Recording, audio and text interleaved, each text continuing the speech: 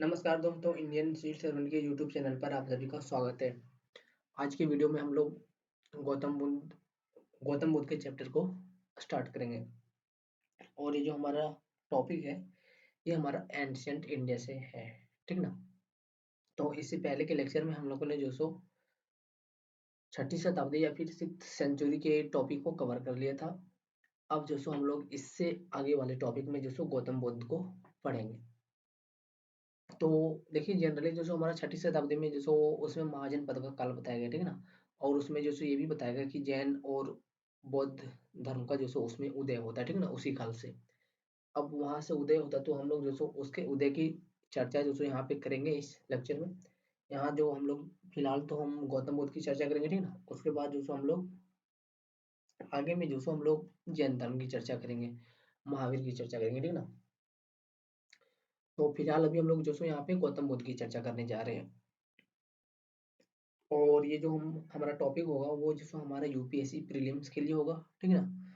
और अगर बोले कि ये मेंस में काम आएगा तो देखिए, मेंस में काम आएगा अगर थोड़ा बहुत कोई छोटा सा सवाल आ जाएगा मेंस में, ठीक ना, तो जो वहां से आपको रिलेट करने में जो आसानी होगा। लेकिन जनरली जो हम लोग ये टॉपिक जो एमसीक्यू सीरीज पर चला रहे हैं, ठीक ना। तो चलिए हम लोग जो आज की लेक्चर को जो गौतम बुद्ध से स्टार्ट करते हैं।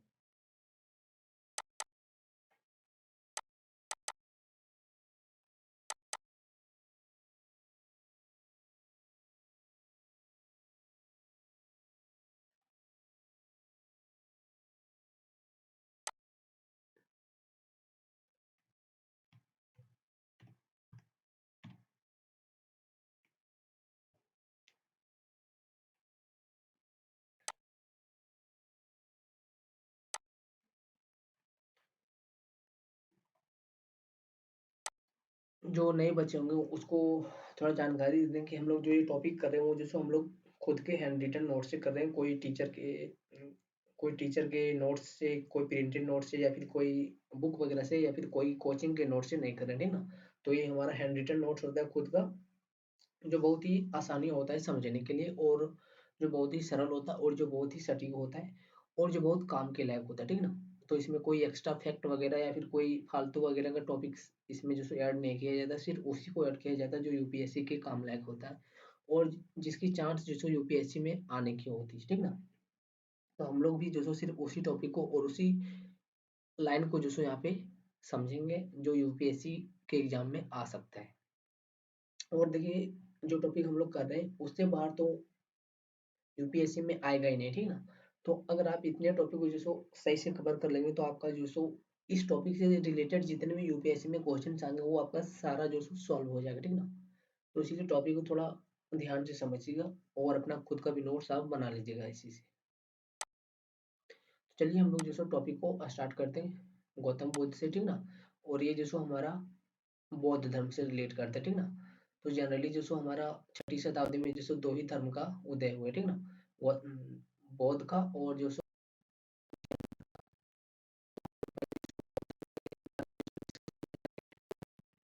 तो बौद्ध धर्म के बारे में डिस्कस करने से पहले हम लोग जो भगवान बुद्ध या फिर गौतम बुद्ध के जीवनी में थोड़ा प्रकाश डाल लेते हैं, उसका इंट्रोडक्शन थोड़ा देख लेते हैं, ठीक ना।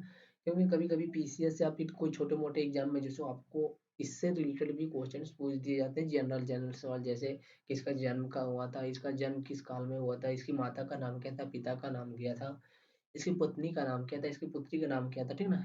ऐसा क्वेश्चन कभी कभी आपको देखने मिल जाता है छोटे एग्जाम में, तो वो भी हम लोग कवर कर लेंगे। तो देखिए स्टार्ट करते हैं। सबसे पहले तो इसकी बचपन का नाम क्या था, इसका जो गौतम बुद्ध इसका बचपन का नाम क्या था, तो गौतम सिद्धार्थ था, ठीक ना। मतलब इसका टाइटल गौतम है और इसका नाम जो हमारा सिद्धार्थ है, इसीलिए जो इसके टाइटल में जो हमारा गौतम देखने को मिलता है, ठीक ना। और ये जनरली जो किस धर्म को रिलेट करता है, तो बौद्ध धर्म को। और इसमें जो जनरली जो हमारा आता है एससी कैटेगरी के लोग, ठीक ना। इस धर्म को मानने वाले लोग ज्यादा जो आते हैं एससी कैटेगरी से लोग, ठीक ना। तो आप जो उसमें भी देख सकते हैं कि एससी कैटेगरी के लोग ही जो ज्यादा गौतम टाइटल यूज करते हैं, ठीक ना। मतलब एससी कैटेगरी के जो लोग होते हैं वो जो गौतम टाइटल को यूज करते हैं। क्यों? क्योंकि वो जो सो हमारा बौद्ध धर्म को मानते हैं, ठीक है ना, गौतम बुद्ध को मानते हैं, इसीलिए वो जो सो हमारे यहाँ पे गौतम को टाइटल के रूप में ऐड करते हैं या फिर यूज करते हैं। तो भगवान बुद्ध भी जो सो यहाँ पे गौतम वंश से थे, तो इसीलिए यहाँ पे जो सो ये गौतम को अपने टाइटल में ऐड करते थे और इसका नाम जो सो सिद्धार्थ था, बचपन का नाम ये था, ठीक ना। फिर आगे जन्म जो सो इसका कब हुआ था, तो देखिए कोई फिक्स इसका टाइमिंग का नहीं है, ठीक है ना, मतलब जो प्राचीन काल में जितना भी घटना हुआ है, कोई इसका फिक्स टाइमिंग नहीं है, लगभग लगभग सब में जो सो इतिहासकार जो सो एक मत नहीं है, सब में जो सो आपको टकराव देखने को मिलेगा।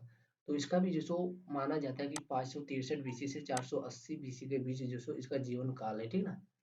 जीवन काल का मतलब हुआ कि इतना से इतना में जन्म हुआ और इतना के इतना में जो सो इसकी मृत्यु हो गई, ठीक ना। इतना है इतना के बीच में, ठीक ना। और कोई फिक्स जो सो आपको एक्यूरेट टाइम नहीं बता सकता, एक्यूरेट टाइम लाइन। फिर बोल रहा है इसकी माता कौन था, तो देखिए इसकी माता जो सो महामाया, ठीक ना। ये ये इसकी महामाया जो है, वो जो सो इसकी अपनी माता है जिन्होंने इसको जन्म दिया था भगवान बुद्ध को, ठीक ना। लेकिन क्या बोल रहा है कि बुद्ध की जन्म के समय ही जो सो इसकी माता की डेथ हो जाती है, मृत्यु हो जाती है, किसकी, महामाया की, ठीक ना। मतलब जैसे भगवान बुद्ध का फिर गौतम बुद्ध का जन्म होता है, वैसे ही जो सो इसकी माता की मृत्यु हो जाती है, ठीक ना, किसी कारणवश जो सो इसकी माता की मृत्यु हो जाती है। अब देखिए यहाँ पे जो अब मृत्यु हो जाती तो उसके पालन के लिए कोई दूसरा माँ तो चाहिए होगा ना, तो यहाँ पे देखिए अब इसकी दूसरी माता आती, ठीक ना। तो ये जो बुद्ध की दूसरी माता है, मतलब जिसको आप पालनकर्ता के रूप में बोल सकते हैं, पालनकर्ता माँ के रूप में, वो हमारा है प्रजापति गौतमी, ठीक ना। और ये जैसो हमारा प्रजापति टाइटल, सॉरी प्रजापति इसका नाम था, और ये जो गौतमी है ये इसका टाइटल है, ठीक ना। तो जनरली माना जाता है कि जो प्रजापति है, प्रजापति गौतमी है, ये जो शायद इसकी मौसी रही होगी, ठीक ना, कि इसकी बुद्ध की मौसी रही होगी, और ये जो महामाया है उसकी बहन रही होगी, प्रजापति गौतमी। फिर आगे बोल रहा है जो इसका विवाह, मतलब गौतम बुद्ध का जो विवाह है किस किस लड़की से हुआ था, तो वो जैसे हमारा यशोधरा नाम की लड़की से हुआ था, मतलब गौतम बुद्ध की पत्नी का नाम था यशोधरा, ठीक ना। और जो गौतम बुद्ध का पुत्र था वो हमारा राहुल था, ठीक ना। मतलब गौतम बुद्ध के पुत्र का नाम राहुल था और इसकी पत्नी का नाम यशोधरा था। फिर इसके पिता का नाम क्या था, मतलब गौतम बुद्ध के पिता का नाम क्या था, तो उसके पिता का नाम था सुद्धोधन, ठीक है ना, जो साक्य गणराज्य के राजा थे। किस गणराज्य के राजा थे, साक्य गणराज्य के, ठीक ना, साक्य गणराज्य के राजा थे। और ये भी जिसको हमारा बिहार के इलाका में पड़ता है, ठीक ना, साक्य गणराज्य के राजा थे मगध इलाके में। फिर बोल रहा है गृह त्याग, ठीक ना, मतलब बुद्ध ने गृह त्याग किया था, तो आपको पता होगा कि बुद्ध ने जो सो कुछ वर्षों बाद जो अपने घर का जो सो त्याग कर दिया था, ताकि वो जो सो ज्ञान की प्राप्ति कर सके, और जो सो उसको जो सो ये पता चल सके कि जीवन और मृत्यु के चक्र से किस प्रकार छुटकारा मिल सकता है, ठीक ना। तो बोला जाता है कि गृह त्याग की घटना को जो सो महाभिनिष्क्रमण कहा जाता है, ठीक ना। भगवान बुद्ध ने जो गृह त्याग किया था, उस घटना को क्या कहा जाता है, तो उस घटना को जो सो कहा जाता है महाविनिष्क्रमण, ठीक ना। याद रखिएगा ये क्वेश्चन जो सो यूपीएससी में आया है, ठीक ना। कि भगवान बुद्ध ने गृह त्याग किया था, तो उस गृह त्याग की प्रक्रिया या फिर उस घटना को क्या कहा जाता है, ठीक ना। तो ये सो महाविनिष्क्रमण कहा जाता है। फिर आगे बोल रहा है कि इसके घोड़ा का नाम क्या था, ठीक ना। जब इसने घर त्यागा, तो ये देखिए जो गौतम बुद्ध है ये जो हमारा है राजवंश से, ठीक ना, मतलब राजकुल से, मतलब कोई साधारण व्यक्ति नहीं था, ये जो सो राजा का बेटा था, ठीक ना। तब जब इसने घर त्यागा, तो इसको क्या हुआ, जब इसने घर त्यागा तो एक तो इसको सारथी चाहिए होगा, ठीक ना, घोड़ा जो रथ होता है, तो रथ में एक घोड़ा होता है और एक रथ को चलाने वाला सारथी होता है, ठीक ना। तो उस घोड़े का नाम क्या था और उस सारथी का नाम क्या था, ठीक ना, जो रथ को चला रहा था। तो देखिए उसके सारथी का नाम था चन्ना, और जो घोड़ा था उस टाइम उस रथ का, उस घोड़े का नाम था कंथक, ठीक ना। तो घोड़े का नाम था कंथक और जो सारथी था उसका नाम चन्ना था, ठीक ना। और जो भगवान बुद्ध है इसने जो सो किसी को बताए बिना ही जो सो घर त्याग दिया था, ठीक ना, मतलब किसी को बताया भी नहीं था और घर का त्याग कर दिया था। मतलब जब रात में सब सो रहे थे तब जो सो इन्होंने अचानक से एक घर घर से जो सो त्याग कर दिया था, ऐसा क्यों, ताकि किसी को पता ना चले और मोह माया के जाल से ये बच सके, ठीक ना। और इसी से रिलेटेड एक जो सो यहाँ पे हमारा पंक्ति सॉरी एक कविता है, ठीक ना? कविता का जो लेखक है उसका नाम तो याद नहीं आ रहा है। बट वहाँ पे जो सो उस कविता में जो सो यशोधरा जो सो लिख रही है, बता रही है कि सखी वो हमसे बिना बताए चले गए, ठीक ना? ये कविता का लाइन है, ठीक ना? कि सखी वो हमसे बिना बताए चले गए। मतलब यशोधरा अपने सखियों से कह रहे कि वो हमसे बिना बताए हुए चले गए। मतलब वो जो सो रात में बिना किसी को बताए हुए चले गए, ठीक ना? किसी को भी नहीं बताए थे। तो याद रखिएगा कि जो भगवान बुद्ध ने घर त्यागा था उसमें उसने किसी को भी नहीं बताया था, ठीक ना? रात में सबको छोड़ दिया था सोते हुए और वो उसने जो सो घर का त्याग कर दिया था। लेकिन यहाँ पे एक फैक्ट और है कि जब भगवान ने महावीर ने बुद्ध ये जो गौतम ने त्यागा था तो उसमें किसी को नहीं बताया था। लेकिन जब जैन धर्म के संस्थापक मतलब जो जैन धर्म का हमारा महावीर है उसने जब घर त्यागा था तो उसने जो सो बताकर घर त्यागा था, ठीक ना? अपने बड़े भैया को जो सो बताकर घर त्यागा था, लेकिन भगवान बुद्ध ने किसी को भी नहीं बताया था, ठीक ना? और रात में सोते हुए सबको छोड़ दिया था और घर त्यागा था। तो ये फैक्ट याद रखिएगा, थोड़ा डिटेल में जाने की जरूरत है तो आप खुद से भी वहां पे जा सकते हैं, ठीक ना? फिर बोल रहा असोदरा कविता के लेखक, ठीक ना? वही जो हम आपको कविता बता रहे थे तो उस कविता का नाम ही जो सो है यशोधरा, ठीक ना? और उस कविता के लेखक कौन है? मैथिली शरण गुप्ता। तो आप पढ़ सकते हैं नेट में डाल के, ठीक ना? असोदरा कविता टाइप कीजिएगा तो वहां पे आपको आ जाएगा। फिर बोल रहा है बुद्ध के कुछ गुरु, ठीक ना? मतलब भगवान बुद्ध के जो गुरु हैं, मतलब जिन जिन जिन लोगों ने उनको ज्ञान दिया था उसमें जैसे उसमें जो से उसमें से जो कुछ प्रमुख गुरु हैं उसका नाम देखिए। एक है अलार कलाम, ठीक है ना? अलार कलाम। दूसरा है उद्रक रामपुत्र। ये जो सो उसके कुछ प्रमुख गुरु हैं, ठीक ना? फिर आगे बोल रहा है नंदलाल बोस ने सुजाता और बुद्ध की पेंटिंग बनाई है, ठीक ना? तो आपसे पूछा जाएगा कि किस चित्रकार ने जो सो भगवान बुद्ध की पेंटिंग बनाई है, ठीक ना? सुजाता और बुद्ध की पेंटिंग बनाई है। तो देखिए नंदलाल बोस ने जो सो सुजाता और भगवान बुद्ध की पेंटिंग बनाई है। तो सुजाता और बुद्ध का क्या कनेक्शन है? जब तो देखिए सुजा जब भगवान बुद्ध गए थे घर त्याग कर, ठीक ना? तो जब घर त्याग कर गए थे तो उसको कहीं पे रहना पड़ेगा ना, कुछ खाना वगैरह पड़ेगा ना। तो जब घर त्याग कर गए थे तो सुजाता नाम के एक लड़के ने जो सो बुद्ध को जो सो भोजन दिया था, ठीक ना? खाने के लिए अपने घर पे। और वहीं से उसका कनेक्शन हो जाता है इसके साथ, ठीक ना? कनेक्शन हो जाता है मतलब कि बस यही रिश्ता है सुजाता और बुद्ध के साथ कि उन्होंने बस इसको भोजन कराया था। फिर आगे कि ज्ञान के प्रसार को, ठीक ना? मतलब भगवान बुद्ध ने जो ज्ञान दिया है उस ज्ञान के प्रसार को उस ज्ञान के प्रसार की घटना को क्या कहा जाता है? तो उसको जो सो धर्म चक्र परिवर्तन कहा जाता है, ठीक ना? या फिर धर्म चक्र परावर्तन। याद रखिएगा कि भगवान बुद्ध ने जो ज्ञान दिया है उस घटना को क्या कहा जाता है? धर्म चक्र परिवर्तन। और भगवान युद्ध ने जो गिरा त्याग किया है उस घटना को क्या कहा जाता है? महाविनिष्क्रमण। याद रखिएगा ये सब जो सो हम यहाँ पे जितना भी कुछ आपको देखने को मिलेगा सब जो सो इम्पोर्टेंट जो सो लाइन है, ठीक ना? तो आप खुद का भी नोट्स बना लीजिएगा। फिर बोल रहा है निवान, ठीक ना? तो निवान का मतलब क्या होता है? तो निर्वाण का मतलब होता है कि वादी का बुझ जाना, ठीक ना? मतलब जन्म और मरण की मृत्यु के चक्र से मुक्ति मिल जाएगा आपको। ये शब्द है, ठीक ना? आपसे पूछा जाएगा कि कोई शब्द दे देगा और बोला जाएगा कि मिलान कीजिए, ठीक ना? एक तरफ शब्द रहेगा एक तरफ उसका अर्थ रहेगा और बोलेगा मिलान कीजिए। तो यहाँ पे जब निर्वाण शब्द वहां पे लिखा रहेगा, ठीक ना? तो आपको मिलान करना है बाती का भूल जाना से या फिर जन्म मरण के चक्र से मुक्ति मिल जाना, ठीक ना? और ये कब होगा?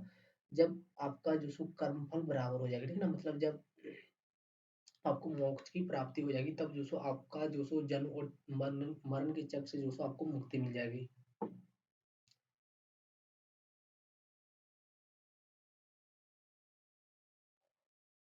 अब देखिए जो निर्वाण की प्राप्ति किसको होती है? तो निर्वाण की प्राप्ति उसको उसी को होती है जिसके पास ज्ञान होता है, ठीक ना? जिसके पास ज्ञान होता है। और जब उसके पास ज्ञान होगा तब वो जो सो मुक्ति का मार्ग जो सो खुद से खोज लेगा। फिर बोल रहा है बौद्ध धर्म अनात्मवादी, ठीक ना? क्या बोल रहा है? बौद्ध धर्म जो सो अनात्मवादी अर्थात आत्मा को नहीं मानता, ठीक ना? मतलब ये भी नहीं मानता कि जो आत्मा होती है, ठीक ना? क्या बोल रहा है कि बौद्ध धर्म जो सो नहीं मानता कि शरीर में आत्मा होती है, ठीक ना? मतलब देखते हैं ना हिंदू धर्म बोलता है कि हाँ आत्मा होती है, शरीर होता है, जब शरीर मर जाता है तो आत्मा जीवित रहती है, ठीक ना। तो बौद्ध धर्म जो सो ऐसा कुछ नहीं मानते, ठीक ना, कि आत्मा होती होगी सो, लेकिन ये जो सो पुनर्जन्म में विश्वास करते हैं, ठीक ना। अब देखिए यहाँ पे एक फैक्ट ये भी आ गया, ये बोल रहा है कि हम आत्मा को नहीं मानते लेकिन पुनर्जन्म को मानते हैं। अब यहाँ पे एक सोचने वाली बात है कि अगर आप आत्मा को ही नहीं मानते तो पुनर्जन्म किसका होगा भाई।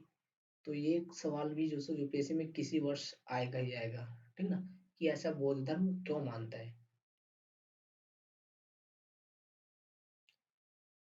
तो देखिए आगे हम लोग अभी इसके बारे में डिस्कस करेंगे कि इससे इसका क्या रिलेटेड है, ठीक ना, कि ये आत्मा को तो नहीं मान रहा है लेकिन पुनर्जन्म को मान रहा है। अब इससे इसका कैसे सवाल हल होगा, ठीक ना। और इसमें जो सो विरोधाभास देखने को मिल रहा है कि ये तो आत्मा को मान ही नहीं न, नहीं रहा है, ठीक ना, लेकिन जब ये आत्मा को मान ही नहीं रहा है तो फिर ये पुनर्जन्म की बात क्यों कर रहा है, ठीक ना। और पुनर्जन्म होगा किसका जब आत्मा ही नहीं है, तो पुनर्जन्म होगा किसका। फिर बोला बौद्ध धर्म का केंद्रीय तत्व या मूल तत्व जो सो पृथ्वी समुत्पाद है, ठीक ना। अब से जो सो पूछा जाएगा कि बौद्ध धर्म का जो केंद्रीय तत्व है वो क्या है, ठीक ना। बौद्ध धर्म का जो केंद्रीय तत्व या फिर जो मूल तत्व है वो क्या है, वो जो सो हमारा पृथ्वी समुत्पाद है। अब देखिए पृथ्वी समुत्पाद क्या होता है। तो देखिए बोल रहा है पृथ्वी समुत्पाद के जरिए जो सो बुद्ध ने कर्म फल का अंत बताया है, ठीक ना। ये जो पृथ्वी समुत्पाद है तो उसमें क्या होता है, तो उसमें जैसे बुद्ध ने कर्म फल का अंत बताया है कि कर्म फल का अंत कैसे करना है, जो बुरे कर्म होता है उसका अंत आपको कैसे करना है, ठीक ना। तो यही होता है पृथ्वी समुत्पाद। फिर बोला पृथ्वी समुत्पाद में 12 चक्र है, ठीक ना। ये जो पृथ्वी समुत्पाद है उसमें जैसे कुल 12 चक्र है। फिर बोल रहा है बुद्ध के अनुसार दुख का कारण है, ठीक ना। तो बुद्ध के अनुसार दुख का कारण क्या है, तो वो जैसे हमारा अज्ञान है या फिर इच्छा है, ठीक ना। अगर आपके पास इच्छा होगी तो आपके पास दुख होगा, ठीक ना। आप आपकी जितना भी इच्छा होगी आपके पास उतना ही दुख होगा, ठीक ना। तो यही बुद्ध बोल रहा है कि आपके पास जितनी ज्यादा इच्छा होगी आपके पास उतनी ज्यादा दुख भी होगा, क्योंकि इच्छा कभी कभी पूरी नहीं होती है, ठीक ना। तो जो सो इच्छा जब आपके आपसे होगी, मतलब जब इच्छा आपके पास होगी बड़ी मात्रा में या फिर बड़े पैमाने पर, तो आपको जो सो दुख भी होगा बड़े पैमाने पर। फिर बोल रहा है इच्छा ही दुख का जननी है, ठीक ना। अब दुख का जननी कौन है, तो दुख का जननी हमारा इच्छा है, ठीक ना। जब इच्छा होगी आपके शरीर में, जब आपके मन में, तो दुख का जन्म होगा। और ये किसका कथन है, तो ये भी जो सो बुद्ध का कथन है। और बुद्ध का ही कथन है, मतलब बौद्ध धर्म का ये कथन है, आत्म दीपो भव, ठीक ना। आत्म दीपो भव, और ये जो सो बुद्ध का कथन है, यानी बौद्ध धर्म का कथन है ये। फिर बोला बुद्ध के दर्शन में निम्न बातें उल्लेखनीय है, ठीक ना। अब चलिए हम लोग देखते हैं कि भगवान बुद्ध के दर्शन में जो सो कौन कौन सी बातें जो सो उल्लेखनीय है, और उसको भी जो सो हम लोग थोड़ा समझ लेते हैं, ठीक ना। तो देखिए हमें बोला जा रहा है सबसे पहले, पहला कौन सा है, तो देखिए बोला जा रहा है चार आर्य सत्य, ठीक ना। पहला दर्शन क्या है बुद्ध का, तो उसमें बोला जा रहा है चार आर्य सत्य। दुख है, अब दुख है तो उसका कारण भी होगा, अब जब उसका कारण है तो उसका निराकरण भी करना होगा, और जब करना होगा तो उसका कुछ उपाय भी होगा, ठीक ना। तो यही बोल रहा है दुख, चार चार आर्य सत्य, ठीक है ना। और चार आर्य सत्य में कौन कौन से आते हैं, तो दुख है, कारण है, निराकरण है, और उसका उपाय है। फिर बोल रहा है मध्यम मार्ग, ठीक है ना।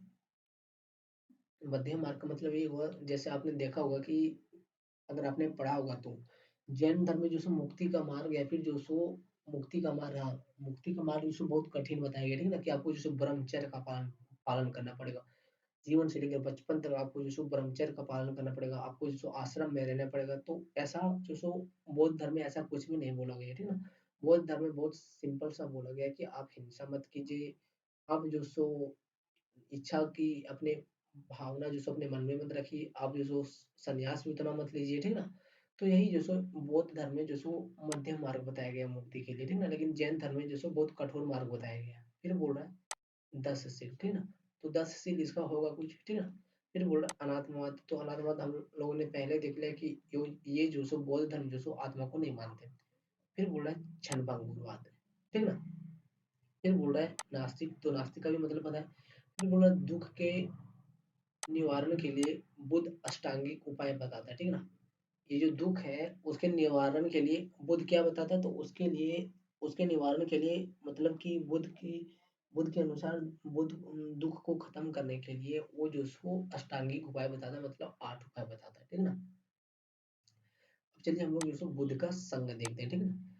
मतलब जो बौद्ध भिक्षुओं का संघ होता है, वो संघ देखते हैं और देखते हैं कि इस संघ में जो सो कौन-कौन प्रवेश कर सकता था और इसकी शर्तें क्या। अब चलिए हम लोग जो सो देखते हैं संघ बुद्ध का, ठीक है ना? तो देखिए यहाँ पे बोला जा रहा है संघ की कार्यप्रणाली, ठीक है ना? मतलब संघ की कार्यप्रणाली कैसी थी तो उसको हम लोग सबसे पहले देख लेते हैं। तो देखिए इसमें बोला जा रहा था संघ की कार्यप्रणाली कैसी थी, तो वो जो सो हमारा लोकतांत्रिक थी, ठीक है ना? लोकतांत्रिक थी मतलब पूरी तरह से स्वतंत्र थी। और फिर बोल रहा है कि मतदान गुप्त तरीके से होती थी, ठीक है ना? मतदान कैसे होती तो वो गुप्त तरीके से होती थी, किसकी, संघ की। फिर बोल रहा है गणपूर्ति की व्यवस्था की गई थी। गणपूर्ति का मतलब जब इतने मेंबर्स आएंगे तब जो सो इसका सभा होगा, ठीक ना? जैसे संसद में होता है, ठीक ना, विधानमंडल में होता है गणपूर्ति, वैसा ही व्यवस्था जो सो संघ में भी किया गया था उस टाइम। अब चलिए हम लोग जो सो संघ का नियम देखते हैं, ठीक ना, कि संघ में किसको किसको प्रवेश की अनुमति दी गई थी। तो देखिए यहाँ पे बोला जा रहा है पहले नंबर पर कि वर्षा काल के अतिरिक्त जो हमेशा जो सो यात्रा करते थे, ठीक ना?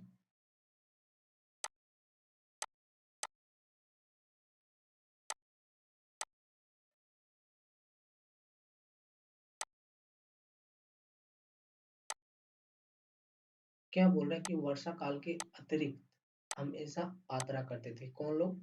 वो जो बौद्ध भिक्षु होते थे, संघ में जो लोग शामिल होते थे, वो लोग जो सो वर्षा काल के अतिरिक्त यानी वर्षा काल को छोड़कर बाकी जितने महीने होते हैं सभी वर्ष सभी माह जो सो वो लोग यात्रा करते रहते थे, अर्थात 8 माह वर्षा, सॉरी 8 माह यात्रा करते थे।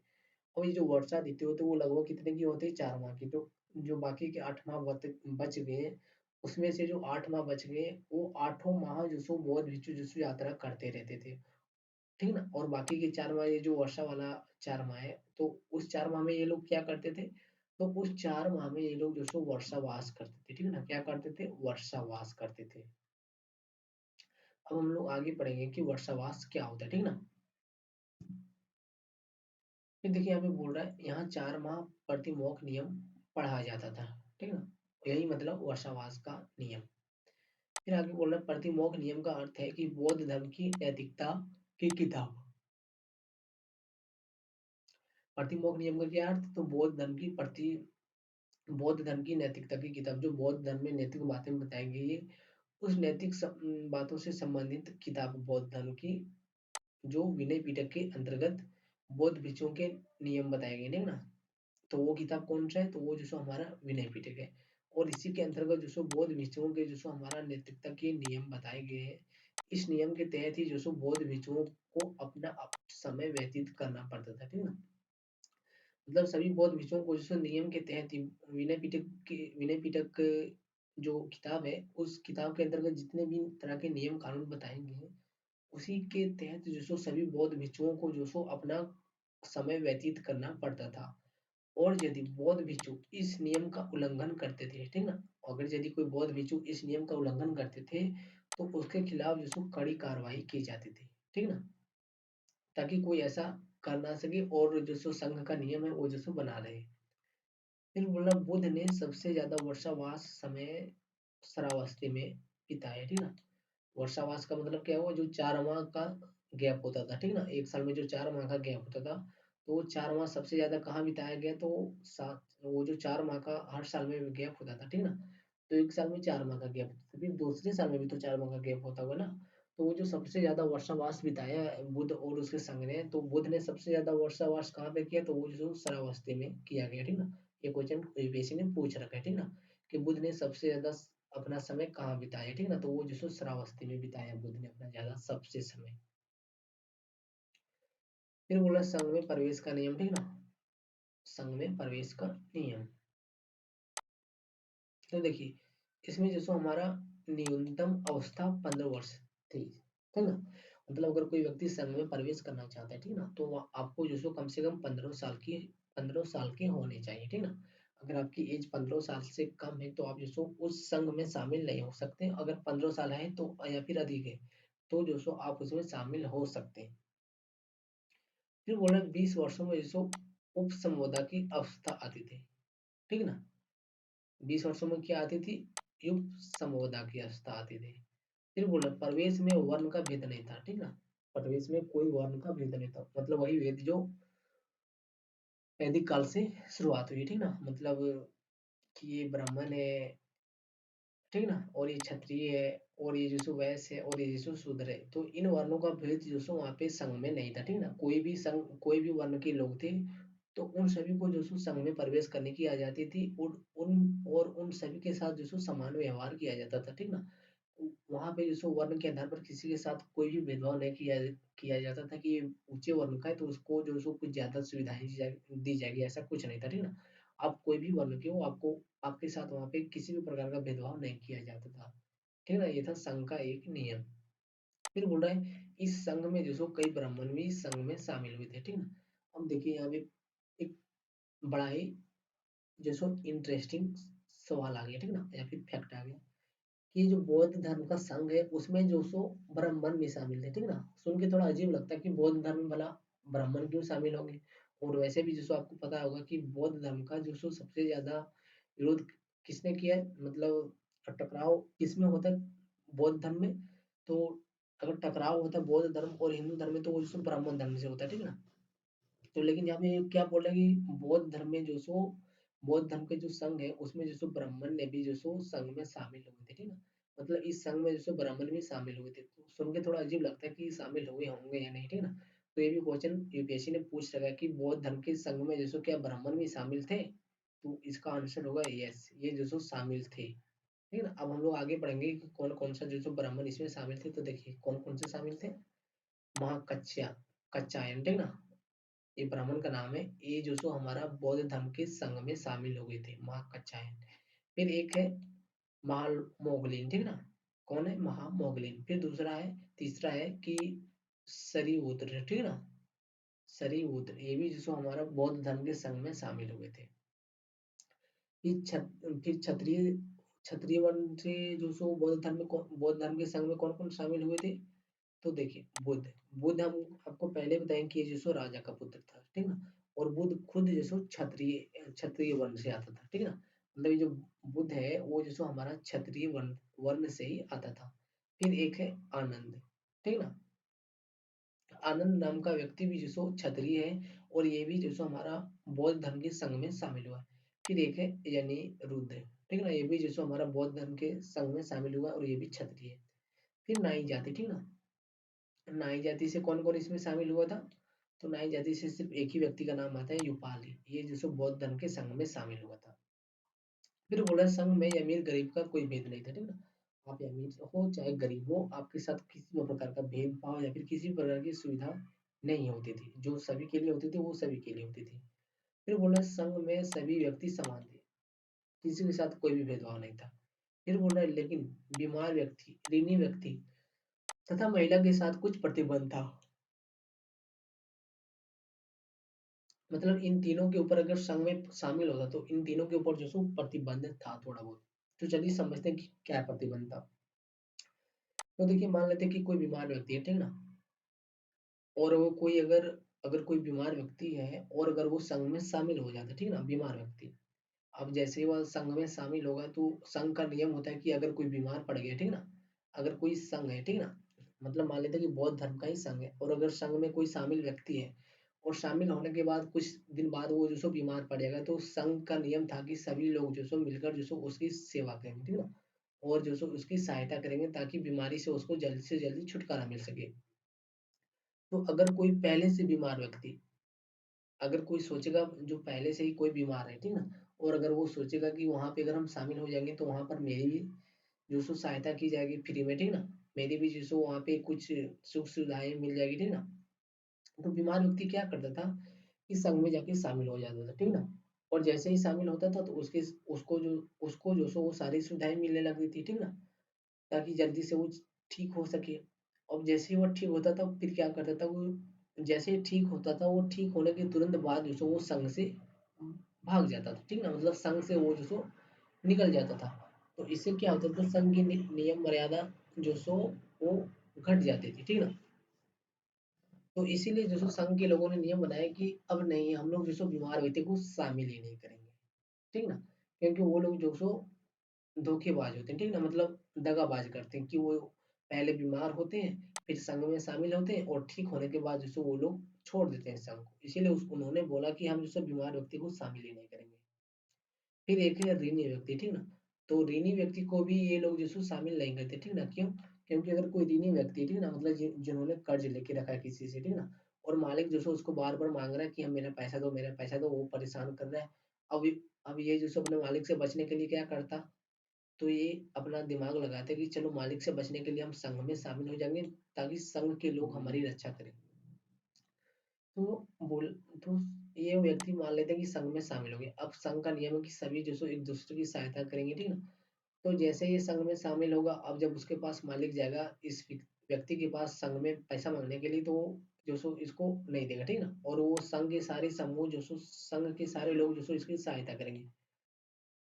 अब क्या होगा, अब मालिक कुछ दिन बाद मालिक भी इसका पैसा पीछा जो सो छोड़ देगा कि अब शायद ये पैसा नहीं देगा, क्योंकि इसके साथ जो सो बहुत लोग होंगे। अब जैसे ही जो सो मालिक जो सो इसका पीछा छोड़ता था, ठीक है ना, वैसे ही जो सो ये ऋणी व्यक्ति है जो जिसने कर्ज लिया था वो संघ से भाग जाता था। क्योंकि क्यों? ताकि इसीलिए ताकि जो सो उसको जो सो अब संघ के उस जो उसका मालिक था उससे जो सो उसको छुटकारा मिल गया था, कि उसको जो सो अब मालिक मालिक जो सो उसको परेशान नहीं करेगा, ठीक ना, पैसे के लिए कि मेरा पैसा दो, मेरा पैसे दो। तो इसीलिए जब तक वो बाहर रहता था, ठीक ना, तब तक उसका मालिक परेशान करता था। लेकिन जैसे संघ में आता था तो उसको परेशान करने के लिए कोई नहीं होता था। तो जैसे उसका मालिक वो बात भूल जाता था, मतलब अब छोड़ देता था उसको मांगने के लिए, तो वैसे ही जो सो ये संघ से भाग जाता था। इसीलिए जो सो संघ के लोगों ने ये नियम बनाया कि मरीनी व्यक्ति को भी जो सो संघ में शामिल नहीं करेंगे। वो भी जो सो दगेबाज होते हैं कि जैसे ही उसका मालिक पीछा करने छोड़ देता, वैसे ही वो जो सो संघ से भाग जाता है। फिर बोल रहा महिला, तो महिला में क्या प्रतिबंध था? तो महिला में यही प्रतिबंध था कि अगर महिला का जो फैमिली है या फिर जो पति है, उसका पति या फिर फैमिली अगर अनुमति दे देता है संघ में शामिल होने की, तो जो सो हम उसको अनुमति तो जो सो हम उसको संघ में शामिल कर लेंगे। कभी-कभी बहुत बार ऐसा होता है कि महिला और उसके पति या फिर उसके परिवार में झगड़ा होने पर वो महिला जो सो चाहती है कि हम कहीं दूसरी जगह शिफ्ट हो जाएँ, ठीक ना? ताकि जो सो हमको वो लोग परेशान ना करें। तो इसीलिए ये महिला जो सो कभी-कभी क्या करती थी कि झगड़े से बचने के लिए संघ में जाके शामिल हो जाती थी, और जैसे उसका झगड़ा समाप्त होता था वैसे जो सो वो संघ से भाग जाती थी। इसीलिए महिला के प्रति भी जो सो इन लोगों ने नियम बनाया कि हम महिला को तभी शामिल करेंगे जब इसकी फैमिली की अनुमति होगी या जब इसके पति की अनुमति होगी, ठीक ना? तो ये था तीनों के ऊपर जो सो कुछ प्रतिबंध, ताकि जो सो संघ का नियम बना रह सके, ठीक ना? फिर बोल्डर दास को प्रवेश की अनुमति तभी दिया जा सकता था, मतलब जो जिसने ऋण लिया, ठीक ना?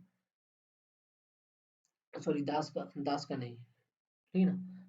दास को मतलब जो किसी दूसरे के यहाँ काम करता है, ठीक ना? वो बोला दास को प्रवेश की अनुमति तभी थी जब उसका मालिक उसकी दास्ता से उसको छूट दे देगा, ठीक ना? जब उसका मालिक उसकी दास्ता से छूट दे देगा तभी जो सो उसको संघ में प्रवेश किया की अनुमति दिया जाता था।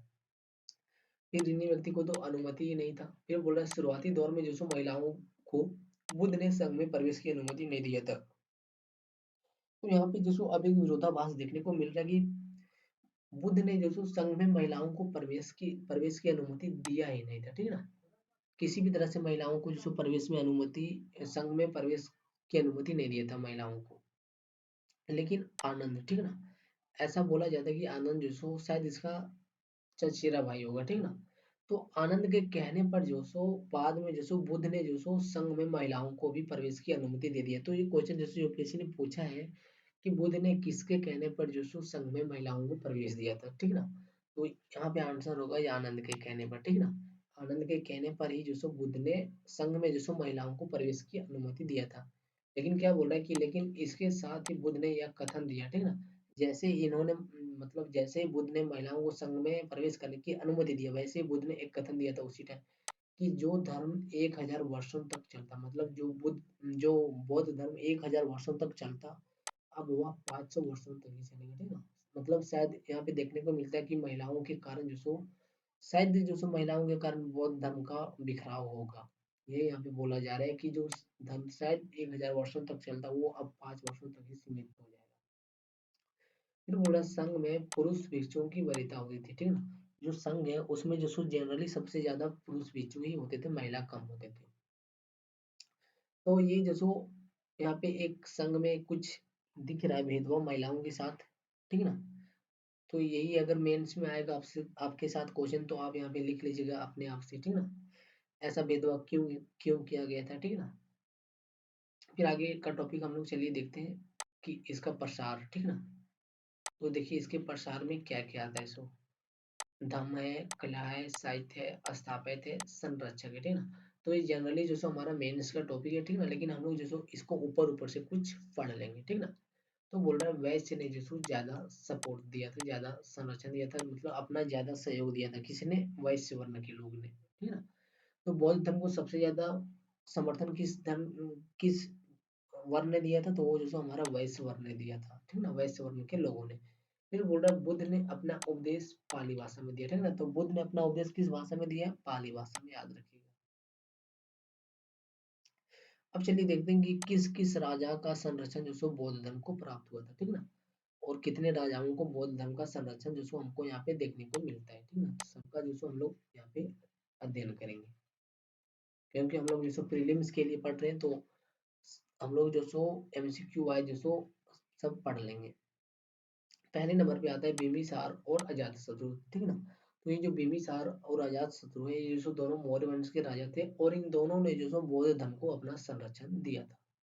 संरक्षण का मतलब होता है कि सहयोग देना उस धर्म को, ताकि उस धर्म का जो सो प्रचार प्रसार हो सके, ठीक है ना। फिर आता है दूसरे नंबर पर पद्रोत, ठीक है ना।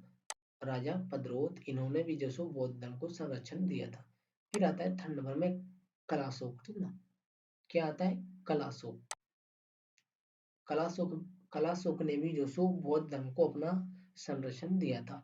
और इसी के काल में जो सो हमारा दूसरा संगीति होता है, ठीक है ना। दूसरा बौद्ध संगीति का आयोजन हुआ था, किसके काल में, कलाशोक के काल में। फिर फोर्थ नंबर में दिया था अशोक ने, ठीक है ना। तो अशोक जो सो बौद्ध धर्म का सबसे बड़ा प्रचारक माना जाता है, ठीक है ना। तो अशोक ने जो सो बौद्ध धर्म को अपना संरक्षण दिया था, और इसके काल में जो सो तृतीय बौद्ध संगीति का भी आयोजन हुआ था। फिर पांचवें नंबर में आता है वृद्धरथ, ठीक है ना।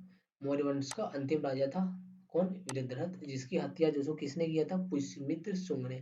और ये जो पुष्यमित्र शुंग है, ये जो सो इसी का सेनापति था, किसका, वृद्धरथ का। तो वृद्धरथ ने भी जो सो हमारा मौर्य वंश, सॉरी, बौद्ध धर्म को जो सो संरक्षण दिया था। फिर आता है 5 नंबर में कनिष्क, ठीक है ना। कनिष्क भी जो सो हमारा बौद्ध धर्म से रिलेटेड है, ठीक है ना। और कनिष्क ने भी जो सो हमारा बौद्ध धर्म को संरक्षण दिया था। फिर आता है 7वें नंबर पर कुमारगुप्त, ठीक है ना। और ये जो कुमारगुप्त है, इन्होंने भी जो सो हमारा बौद्ध धर्म को संरक्षण दिया था। और ये जो सो हमारा गुप्त वंश का राजा है, ठीक है ना। और ये जो सो किस धर्म से था, तो ये जो कुमारगुप्त है, ये हमारा वैष्णव धर्म से था, ठीक है ना। मतलब ये विष्णु जी के पुजारी थे। और ये जो कुमारगुप्त है, इसी ने जो सो नालंदा विश्वविद्यालय की स्थापना किया था। फिर 8वें नंबर पर आता है राजा हर्षवर्धन, ठीक है ना। हर्षवर्धन ने भी जो सो हमारा बौद्ध धर्म को संरक्षण दिया था। और इन्होंने जो सो नालंदा विश्वविद्यालय को भी अपना संरक्षण दिया था। फिर आगे नंबर में आता है धर्मपाल और देवपाल, ठीक है ना। धर्मपाल और देवपाल क्या बोल रहा है, बौद्ध धर्म में दूसरी बार विभाजन। मतलब धर्मपाल और देवपाल ने भी जो सो बौद्ध धर्म को अपना संरक्षण दिया था। और ये जो धर्मपाल और देवपाल है, ये जनरली जो सो बंगाल के इलाके से थे, ठीक है ना। और ये जो धर्मपाल और देवपाल है, इसी के काल में जो सो बौद्ध धर्म में दूसरी बार विभाजन हुआ, ठीक है ना। बौद्ध धर्म में दूसरी बार विभाजन हुआ, मतलब बौद्ध धर्म में कुल जो सो दो बार विभाजन हुआ। एक पहले बार में तो आपका हीनयान और महायान शाखा में बढ़ जाता है, फिर आगे जाके दूसरी शाखा में भी बढ़ जाता है बौद्ध धर्म। अब चलिए हम लोग जो सो बौद्ध धर्म से रिलेटेड पहला बौद्ध संगीति सम्मेलन देख लेते हैं, ठीक है ना। ये जो सो बहुत इंपॉर्टेंट है, ठीक है ना। इससे सवाल हर साल लगभग यूपीएससी में आ जाते हैं, 1-2 साल छोड़ के, ठीक है ना। तो देखिए पहला बौद्ध सम्मेलन संगीति क्या हुआ, मतलब पहला जो बौद्ध संगीति है वो क्या, वो कहाँ हुआ था, तो जगह का नाम है राजगीर में, ठीक है ना। पहला बौद्ध संगीति राजगीर में हुआ था। और इसका अध्यक्षता जो सो किसने किया था, महाकश्यप ने। मतलब इसके पहले बौद्ध संगीत के अध्यक्ष जो सो हमारा महाकश्यप थे। और इसको संरक्षण किसने दिया था, राजा अजातशत्रु ने। और इस बौद्ध संगीति मतलब पहले बौद्ध संगीति की उपलब्धि क्या थी, तो इन्हों इस बौद्ध संगीति में जो सो आनंद ने शुद्ध पिटक को संकलित कर लिया था, ठीक है ना। आनंद ने जो सो शुद्ध पिटक को संकलित किया, तथा उपाली ने जो सो विनय पिटक को संकलित किया। तो यहाँ पे देखिए दो व्यक्ति है और आनंद ने जो सो शुद्ध पीठक को संकलित किया पहले बोध संगीति में, और उपाली ने जो सो इसी पहली बोध संगीति में जो सो विनय पीठक को संकलित किया, ठीक है ना, मतलब एकत्रित किया। फिर अब चलिए देखते हैं दूसरा बोध संगीति हम लोग।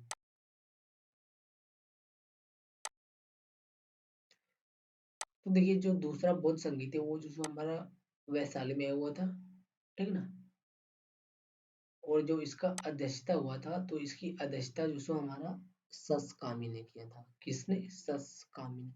और इसको अपना संरक्षण जो सो कलाशोक ने दिया था, और इसमें जो सो किसी भी चीज की उपलब्धि नहीं हुई थी। फिर आगे हमारा तीसरा बौद्ध संगीत है। तो देखिए जगह है पाटलिपुत्र, पटना। और इसको जो सो मतलब ये जो तीसरा बौद्ध संगीत है उसमें अध्यक्षता किसने किया था? मोगलीपुत्र ने, ठीक है ना। मोगलीपुत्र में जो सो इसने अपना अध्यक्षता किया था, और संरक्षक थे राजा अशोक, सम्राट अशोक, ठीक है ना। और इसमें उपलब्धि क्या हुई थी, मतलब जो तीसरा बौद्ध संगीत है उसमें क्या उपलब्धि हासिल हुआ होता, तो इसमें जो सो अभिधम्म पिटक की रचना हुई थी। किसकी? अभिधम्म पिटक की रचना। और ये जो सो अभिधम्म पिटक है वो जो सो बौद्ध धर्म से संबंधित है, ठीक है ना। फिर बोल रहा है अशोक ने जो सो कलिंग युद्ध के बाद जो सो बौद्ध धर्म अपना लिया था, ठीक है ना। तो अशोक ने बौद्ध धर्म कब अपनाया था? तो कलिंग युद्ध के बाद, जब कलिंग का नरसंहार हुआ तब जो सो उसने बौद्ध धर्म को अपनाया था। और उससे पहले जो सो वो बौद्ध धर्म नहीं था, मतलब बौद्ध धर्म को वो नहीं मानता था। फिर आता है विदेशों में पहली बार बौद्ध धर्म का प्रचार किस राजा ने किया था, ठीक है ना। मतलब विदेशों में सबसे पहली बार बौद्ध धर्म का प्रचार राजा अशोक ने ही किया था, ठीक है ना। और किस जगह पे किया था? तो वो जो सो हमारा श्रीलंका में किया था। और श्रीलंका में अशोक बौद्ध धर्म का प्रचार करने के लिए इसने जो सो किसको भेजा था? तो इसने जो सो अपनी पुत्री संघमित्रा, ठीक है ना, अपनी पुत्री संघमित्रा और अपने पुत्र महेंद्र को भेजा था। कहाँ पे? श्रीलंका में बौद्ध धर्म का प्रचार करने के लिए। तो ये फैक्ट याद रखिएगा, जितने भी फैक्ट हमने आपको बताए हैं, जितना भी फैक्ट आपको देखने को मिल रहा है, सब जो सो इम्पोर्टेंट है, VBI है, ठीक ना। क्योंकि हमने जो सो ये नोट्स जो सो खुद से बनाया हुआ है, ठीक ना। और वही लिखा हुआ है जो यूपीएससी में आने की चांस बहुत ज्यादा है। फिर आगे बोल रहा है मिलिंद पनहोर, ठीक है ना। मिलिंद पनहोर क्या बोल रहा है? हीनयान शाखा की किताबों जो पाली भाषा में, तो ये मिलिंद पनहो क्या है? तो ये जो हीनयान शाखा की एक किताब है। और हीनयान शाखा क्या है? तो ये जो बौद्ध धर्म की एक धर्म है, ठीक है ना, बौद्ध धर्म का एक शाखा है। तो मिलिंद पनहो जो हीनयान शाखा की किताब है जो पाली भाषा में, याद रखिएगा। फिर अब हम लोग जो चौथी संगीति की ओर चलते हैं, मतलब बौद्ध धर्म का चौथा संगीति कहाँ पे हुआ था, ठीक है ना। तो देखिए जगह का नाम क्या है जहाँ पे हुआ था? तो वो जिसको कश्मीर में हुआ था, चौथा बौद्ध संगीति। फिर इसका संरक्षक कौन था? तो इस टाइम इसका संरक्षक राजा कनिष्क था। फिर इसकी अध्यक्षता किसने किया था? तो इसकी अध्यक्षता जो सो हमारा वसुमित्र ने किया था। लेकिन यहाँ पे जो सो आपको उपाध्यक्ष भी देखने को मिलेगा, ठीक है ना। ये चौथा जो बौद्ध संगीत है, ये जो सो पहला ऐसा बौद्ध संगीत है जिसमें उपाध्यक्ष भी थे। तो इसमें उपाध्यक्ष कौन थे? तो वो जो सो हमारा यशु घोष थे, ठीक है ना। और इसको जो सो कनिष्क ने कहाँ से लाया था? तो इसको कनिष्क ने जो सो हमारा मगध से लाया था, ठीक है ना। और इसमें उपलब्धि क्या हुआ था? तो इसमें उपलब्धि जो सो महावीर भाषा शास्त्र का जो सो रचना हुआ था। फिर क्या बोला? देखिए बोला चतुर्थ संगीति के काल में जो सो बौद्ध धर्म हीनयान और महायान दो शाखा में बट गया, ठीक है ना। इसी काल में जो सो बौद्ध धर्म में विभाजन होता है। और बौद्ध धर्म जो सो हमारा दो शाखाओं में बट जाता है, और देखने को मिलता है हीनयान शाखा और महायान शाखा। अब इन दोनों शाखाओं के बारे में हम लोग आगे पढ़ेंगे, ठीक ना। बोल रहा है नालंदा विद्यालय जो सो हमारा है महायान शाखा से संबंधित है ना। जो नालंदा विश्वविद्यालय था हमारा, वो जो सो हमारा महायान शाखा से था। और जो कनिष्क है, राजा कनिष्क, वो भी जो सो हमारा महायान शाखा से ही था। अब हम लोगों ने वो तो देख लिया कि वहां पे बौद्ध धर्म का विभाजन होता है। अब हम लोग जो सो इससे इस शाखा से रिलेटेड कुछ जनरल बातें जान लेते हैं, ठीक ना। तो चतुर्थ बौद्ध संगीति में जो हमारा बौद्ध धर्म दो शाखाओं में विभाजित हो जाता है, हीनयान और महायान। अब जैसे हीनयान किसको बोला जाता है? तो हीनयान को ही जो सो अस्थविरवादीन बोला जाता है, ठीक ना। अस्थविरवादीन। और महायान को क्या बोला जाता है? तो महायान को ही जो सो सांघिक बोला जाता है, ठीक है ना, महासांघिक। देखिए, ये जो सो हमारा वैभाषिक है, ठीक है ना, कैसा है वैभाषिक मतलब सर्वस्तिवादी ने, और ये जो सो कैसा है, तो ये जो सो हमारा शून्यवादी है, माध्यमिका है। फिर बोल रहा है ये जो सो हमारा स्वतांत्रिक है, मतलब शुद्ध पिटक में यकीन करते हैं, ठीक है ना, किसमें करते हैं, शुद्ध पिटक में। ये बोल रहा है योगाचार, यानी ये जो सो विज्ञानवाद में यकीन करते हैं, कौन, महायान शाखा। फिर बोल रहा है ये जो सो समितियां हैं, ठीक है ना, समितियां मतलब आत्मा में विश्वास करते हैं। तो याद रखिएगा, ये क्वेश्चन जो कभी भी आ सकता है, ठीक है ना, क्योंकि बौद्ध धर्म के लोग जो सो बौद्ध धर्म जो सो ये आत्मा को मानते ही नहीं, लेकिन यहाँ पे जो हीन यान शाखा है वो जो सो हमारा आत्मा को मानता है। फिर आगे बोल रहे हैं शून्यवादी के विचार, ठीक है ना, ये जो शून्यवादी है, शून्यवादी, इस शून्यवादी के विचार कौन है, तो ये जो शून्यवादी है उसके विचारक हमारे नागार्जुन थे। और जो नागार्जुन का किताब है वो जो सो हमारा माध्यमिका है, नागार्जुन का किताब। अब चलिए हीनयान शाखा का हम लोग जो थोड़ा डिटेल अध्ययन करते हैं और अपनी भाषा में अध्ययन करते हैं, ठीक है ना। तो देखिए यहाँ पे बोला जा रहा है हीनयान शाखा जो सो हमारा बुद्ध को शिक्षक मानते थे, ठीक है ना। हीनयान शाखा जो सो क्या मानते थे, तो हीनयान जो सो बुद्ध को शिक्षक मानते थे, ठीक है ना, गुरु मानते थे हीनयान शाखा। फिर दूसरे नंबर में बोल रहा है हीनयान की मूर्ति कला और चित्रकला में बुद्ध को संकेतों और प्रतीकों के माध्यम से दिखाया गया है, ठीक है ना। जो हीनयान की मूर्ति कला है, चित्रकला है, कुछ भी है, ठीक है ना, ऐसा कुछ भी जो हीनयान लोग करते हैं, मूर्ति कला बनाते हैं, फिर जो चित्रकला करते हैं, उसमें जो सो बुद्ध को जो सो संकेत और प्रतीक के माध्यम से दिखाते हैं, ठीक है ना। किसी मानव के रूप में जो सो या फिर किसी भगवान, सॉरी, किसी मानव के रूप में नहीं दिखाते, ठीक है ना। अब संकेत और प्रतीक से दिखाते हैं, इसका मतलब क्या हुआ कि वहां पे जो सो ये लोग बुद्ध को भगवान मानते हैं, ठीक है ना। इसीलिए वो लोग जो सो उसको सिर्फ प्रतीकों से दिखाते हैं और संकेतों से दिखाते हैं, ठीक है ना।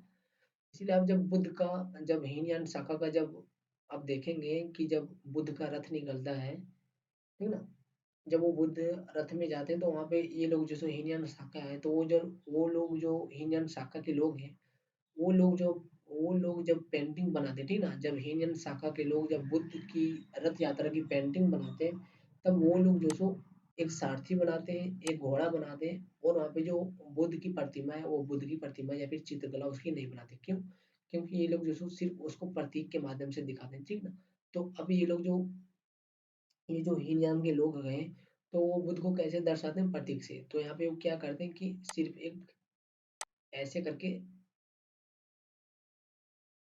प्रतीक खड़ा कर देते हैं, ठीक ना। मतलब रथ के ऊपर जो होता है ना, जो छतरी के टाइप में होता है, वही जो सो यहाँ पे ये खड़ा कर देता है। इसका मतलब हुआ कि यहाँ पे जो सो राजा है, ठीक ना, मतलब यहाँ पे राजा बैठा हुआ, वो दिख नहीं रहा लेकिन है वहां पे राजा, मानना पड़ेगा आपको।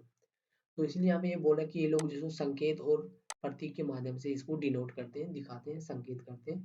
फिर बोल रहे हैं हीनयान मानते थे कि व्यक्ति को स्वयं ही सदाचार के रास्ते अपने कर्म फल का अंत कर निर्माण की प्राप्ति करना होगा, ठीक है ना। क्या बोला, हीनयान मानते थे कि व्यक्ति को स्वयं ही, ठीक है ना, मतलब खुद से ही सदाचार के रास्ते, मतलब अच्छे कर्मों के रास्ते पर जाकर अपने कर्म फल का अंत कर लेना चाहिए, और उससे जो सो उसको निर्वाण की प्राप्ति कर लेना चाहिए। अब चलिए फिर हम लोग जो सो देखते हैं कि महायान शाखा, ठीक है ना। तो ये हम लोगों ने देखा कि हीनयान शाखा था, ठीक है ना, हीनयान शाखा का देख लिया। अब हम लोग जो सो देखते हैं महायान शाखा, ठीक है ना। मतलब महायान शाखा जो, ये महायान शाखा के लोग जो हैं वो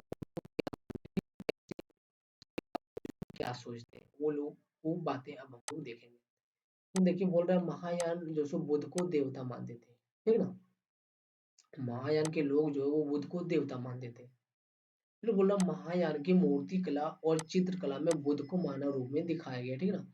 जो हीनयान है उन्होंने कैसे दिखाया, तो उन्होंने जो सो प्रतीकों और संकेतों के माध्यम से दिखाया, लेकिन ये जो महायान शाखा है वो लोग जो सो इसको सॉरी मानव रूप में दिखा रहे हैं, ठीक है ना। उसकी मूर्ति और चित्रकला को कैसे दिखा रहे हैं, मानव रूप में। फिर बोला महायान मानते थे कि बोधिसत्व में आस्था रखो। क्या बोला कि महायान मानते थे कि बोधिसत्व में आस्था रखो, उनकी कृपा से सबको निर्वाण की प्राप्ति होगी। मतलब ये जो महायान शाखा के लोग हैं वो ये नहीं बोल रहे कि आप अच्छे कर्म करो, अच्छे कर्म फल, अच्छे कर्म या फिर अच्छे कर्मों के जरिए आप सदाचार करो, सदाचार के मार्ग पर चलकर आप अपने कर्म फल की अंत करो, ऐसा ये कुछ भी नहीं बोल रहा है। ये बोल रहा है कि आप सिर्फ बोधिसत्व में अपना आस्था रखो, उनकी कृपा से जो सो सबको निर्वाण की प्राप्ति हो जाएगी। फिर बोल रहा है परमिता, ठीक है ना, सॉरी पारमिता। तो पारमिता का संबंध जो सो बौद्धिज्म से यानी बौद्ध धर्म से ही है। फिर बोल रहा है पारमिता का विचार क्या था, तो पारमिता का विचार था शून्यवाद ने दिया था, ठीक ना, पारमिता का विचार शून्यवाद ने दिया था। फिर बोल रहा है सबसे श्रेष्ठ पारमिता कौन था, तो सबसे श्रेष्ठ पारमिता प्रज्ञा था, ये यूपीएससी ने पूछ रखा है। फिर आगे हम लोग देखते हैं कि बौद्ध धर्म से रिलेटेड क्या क्या साहित्य है, ठीक है ना, कौन कौन सी बुक है, ठीक है ना। तो देखिए एक है जातक कथा, ठीक है ना, और जातक कथा जो सो बुद्ध के पूर्व जन्मों की कहानियां दिया है, ठीक है ना, किसी में जातक कथा में बुद्ध के पूर्व जन्म की कहानियां दिया गया है जातक कथा में। फिर है हीनयान का साहित्य, ठीक है ना, हीनयान का साहित्य है हमारा त्रिपिटक धर्म। फिर है कि हीनयान का आगम साहित्य, ठीक है ना, तो हीनयान का आगम साहित्य क्या है, तो वो भी जो सो हमारा त्रिपिटक है। फिर बोला त्रिपिटक की टीका, ठीक है ना, ये जो त्रिपिटक है उसकी टीका क्या है, तो उसकी टीका हमारा विशुद्ध मग है। फिर विशुद्ध मग के रचयिता कौन है, तो वो जो सो हमारा बुद्ध चरित है, जिसे जो सो जिसने जो सो सिंगली में रचा, मतलब सिंगली में रचा मतलब श्रीलंका में रचा, ठीक ना। ये जो विशुद्ध मग है तो इसके रचयिता कौन है, तो विशुद्ध मग के रचयिता हमारा बुद्ध चरित है, और इन्होंने जो सो विशुद्ध मग को श्रीलंका में रचा है सिंगली में। अब चलिए हम लोग महायान शाखा का साहित्य देख लेते हैं, ठीक है ना, महायान शाखा का क्या क्या साहित्य है सो। तो देखिए यहाँ पे ये बोल रहा है इसका आगम साहित्य क्या है, ठीक है ना, तो इसका आगम साहित्य क्या है, तो ये जो हमारा वैपुल्य सूत्र है, ठीक है ना, क्या है वैपुल्य सूत्र। फिर बोला जाता कहानियों की तरह ही महायानियों ने अवदान कथा का विकास किया है, ठीक है ना, जैसे जातक कथा में हीनयान ने बुद्ध के पूर्व जन्म की कहानियां बताए ना, तो उसी तरह से महायान की शाखा जो है उसने भी जो सो जातक कथा की कहानियों की तरह ही अवदान कथा का विकास किया है, ठीक है ना। फिर बोल रहा है इसका किताब मतलब किसका, महायान शाखा का किताब कौन सा है, दिव्य वादन, ठीक है ना। फिर बोल रहा है बुद्ध चरित्र के लेखक, ठीक है ना, तो बुद्ध चरित्र के लेखक कौन है, अश्वघोष। फिर बोल रहा है मैत्रेय का संबंध, तो मैत्रेय के संबंध इसी शाखा से, किससे, महायान शाखा से। फिर बोल रहा है देवी तारा का संबंध, ठीक है ना, तो देवी तारा का संबंध किससे, तो वो जो सो हमारा वज्रयान शाखा से, और ये जो वज्रयान शाखा है ये जो सो बौद्ध धर्म का ही शाखा है। फिर बोल रहा है वज्रयान शाखा को सबसे ज्यादा संरक्षण पाल वंश ने दिया है, ठीक है ना, ये जो पाल वंश कहाँ के निवासी, कहाँ के शासक थे, तो ये जो सो हमारा जनरली पंच सॉरी बंगाल के शासक थे। अब देखिए देखते हैं कि विश्व में बौद्ध धर्म का प्रसार, ठीक ना, तो विश्व में देखते हैं कि सबसे सबसे ज्यादा और सबसे ज्यादा लेवल पर जो सो प्रसार है वो किस देश में हुआ है, ठीक है ना, और किसने किया है। तो चीन में सबसे पहले बौद्ध धर्म का प्रसार किसने किया था, तो चीन में सबसे पहले बौद्ध धर्म का प्रसार हमारा किया था कुमार जीव ने, ठीक है ना, याद रखिएगा। श्रीलंका में सबसे पहले बौद्ध धर्म का प्रसार किसने किया था, तो ये हेनियान शाखा का हुआ, ठीक ना, हेनियान शाखा का बौद्ध हीनयान शाखा का प्रचार जो सो श्रीलंका में हुआ है। फिर बोला जापान जापान में किस शाखा का प्रचार हुआ है, तो यहाँ पे जिसो महायान शाखा का प्रसार हुआ है। तिब्बत में तो यहाँ पे जिसो हमारा वज्रयान शाखा है। फिर बोल रहा है तिब्बत में जिसो वज्रयान शाखा को फैलाने वाला कौन था, तो वो जिसो हमारा अतीश दीपांकर था, ठीक है ना, मतलब तिब्बत में जो सो वज्रयान शाखा को किसने फैलाया था, तो उस वहां पे जो सो अतीश दीपांकर ने इसको जो सो फैलाया था। फिर अतीश दीपांकर को जो सो धर्मपाल ने भेजा था, ठीक ना, मतलब जो तिब्बत में वज्रयान शाखा को फैलाया तो वहां पे जो सो उसको किसने भेजा था, तो उसको जो सो अतीश दीपांकर को धर्मपाल ने भेजा था। और धर्मपाल कहाँ का शासक था, तो वो बंगाल का शासक था। फिर बोला शाहजहान शाखा का प्रसार, ठीक ना, ये शाहजहान शाखा भी जो सो बौद्ध धर्म का। फिर बोला शाहजहान शाखा का प्रसार, तो वो जो सो हमारा बंगाल क्षेत्र में हुआ था, ठीक ना। फिर आगे बोला बौद्ध धर्म से संबंधित विश्वविद्यालय, ठीक ना, इससे संबंधित कौन कौन सा विश्वविद्यालय ये भी देख लेते हैं। तो नालंदा विश्वविद्यालय हमने पहले देखा कि महायान शाखा का है। फिर एक है वल्लभी, ठीक ना, यानी गुजरात में हीनयान शाखा का है, ठीक ना, वल्लभी विश्वविद्यालय हीनयान शाखा का, और ये गुजरात में। और वज्रयान शाखा का क्या है, तो ये जो वज्रयान शाखा है उसका जो विक्रमशिला विश्वविद्यालय सोमपुरी और ओदंतीपुरी में है, ठीक ना, विक्रमशिला विश्वविद्यालय ओदंतीपुरी में है। अब चलिए हम लोग देखते हैं बौद्ध धर्म से चीनी यात्री, ठीक है ना, जो बौद्ध धर्म है उसमें जो सो कौन कौन से चीनी यात्री भारत आए थे, ठीक है ना, और कौन कौन आए थे और कहाँ से आए थे उसका विषय हम लोग डिस्कस करेंगे। तो पहले नंबर पर आता है हमारा फाहियान, ठीक ना, फाहियान जो सो एक चीनी यात्री था और इसने जो सो बौद्ध धर्म अपनाया था, ठीक ना। फिर बोल रहा है गुप्त काल में राजा चंद्रगुप्त द्वितीय विक्रमादित्य के काल में आया था कौन, फाहियान। यहाँ जो सो विनय पिटक लेने आया था, कौन आया था, तो फाहियान जो सो आया था विनय पिटक लेने के लिए, कहाँ आया था, भारत आया था, चीन से आया था। और यहाँ आने के बाद जो सो नालंदा में इसने अपना शिक्षा ग्रहण किया था, ठीक ना। फिर पुष्यमित्र शुंग को, ठीक है ना, बौद्ध, क्या बोल रहा है कि पुष्यमित्र शुंग को जो सो बौद्ध स्तूप तोड़ने वाले के रूप में जाना जाता है, मतलब इसको जो सो ऐसा लोग मानते हैं कि ये जो सो पुष्यमित्र शुंग है वो जो सो बौद्ध धर्म का दुश्मन था, शायद ऐसा इस लोग इस शायद शायद जो सो बौद्ध धर्म के लोग जो सो पुष्यमित्र शुंग को ऐसा मानते हैं, लेकिन ऐसा रियलिटी नहीं है, ठीक है ना, क्योंकि पुष्यमित्र शुंग ने खुद ही जो सो स्तूप बनवाए हैं, ठीक है ना, और ये स्तूप कहाँ बनवाए हैं इन्होंने, तो इन्होंने जो सो अपनी राजधानी में जो सो बौद्ध धर्म से रिलेटेड स्तूप बनवाए हैं। तो इसीलिए जो सो इसको बौद्ध धर्म का दुश्मन नहीं मान सकते या फिर बौद्ध धर्म का स्तूप तोड़ने वाले के रूप में इसको नहीं देख सकते, क्योंकि हमको प्रमाण मिलता है कि इन्होंने जो सो बौद्ध धर्म से रिलेटेड कई स्तूप बनवाए हैं और वो भी जो सो अपनी राजधानी में ही बनवाए हैं, ठीक है ना। फिर आगे बोल रहा है शशांक, ठीक है ना, शशांक जो बंगाल का राजा था, शशांक ने जो सो बोधि वृक्ष को कटवा दिया था, ठीक है ना, तो ये बात सही है कि इन्होंने जो सो बोधि वृक्ष को कटवा दिया था। फिर आता है सेन वंशी राजा, ठीक है ना, तो सेन वंशी राजा को भी बौद्ध धर्म का दुश्मन ही कहा जाता है, ठीक है ना, मतलब शायद इन्होंने भी जो सो कुछ ऐसा किया हुआ ऐसा लोग मानते हैं। फिर बोल रहा है बख्तियार खिलजी, बख्तियार खिलजी ने क्या किया था, तो इन्होंने जो सो नालंदा विश्वविद्यालय को जलाया था, ठीक है ना, ये सबको पता है। फिर बोले शंकर ने भी जो सो बौद्ध धर्म के पतन में योगदान दिया है, ठीक है ना, किसने, शंकर ने। शंकर ने भी जिसको बौद्ध धर्म के पतन में अपना योगदान दिया, जिसे प्रछन्न बौद्ध भी कहा जाता है, तो इसको क्या कहा जाता है, तो इसको जिसको प्रछन्न बौद्ध भी कहा जाता है। तो ये था हमारा बौद्ध धर्म से रिलेटेड सारी जानकारी। अब इससे रिलेटेड कोई भी फैक्ट जिसको आपका यूपीएससी में बाहर नहीं आएगा, ठीक है ना, तो अगर इतना आप कुछ सही से पढ़ लेते समझ लेंगे तो आपको जो सो कोई भी चीज आपका इस टॉपिक से नहीं छूटेगा, इतना हम बता सकते हैं आपको। चलिए फिर आज की वीडियो हमारी तो यहीं पर समाप्त हो जा रही है, ठीक है ना, अब नेक्स्ट वीडियो में हम लोग मिलेंगे। यहाँ तो हमारा बौद्ध धर्म हो गया, अब आगे जो सो हम लोग जैन धर्म से रिलेटेड डिस्कस करेंगे, ठीक है ना। तो आज की वीडियो में यहीं तक मिलेंगे नेक्स्ट वीडियो में, तब तक के लिए आप सभी को